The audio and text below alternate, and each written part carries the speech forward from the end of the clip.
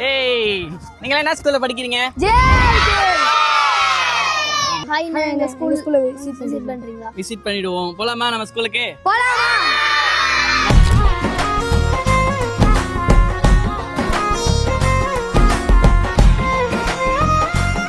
Ma'am JRK ஸ்கூல்ல ஸ்டூடண்ட்ஸ்ல ரொம்பவே ஆக்டிவா இருக்காங்க. சோ ஜேஆர்கே ஸ்கூல் பத்தி சொல்லுங்க மேம். ஜேஆர்கே ஸ்கூல்ல ஸ்டூடெண்ட்ஸ் ஏன் ஆக்டிவா இருக்காங்கன்னா நாங்க வந்து அவ்வளவு லவபிளா உள்ள கேர் எடுத்துக்கிறோம்.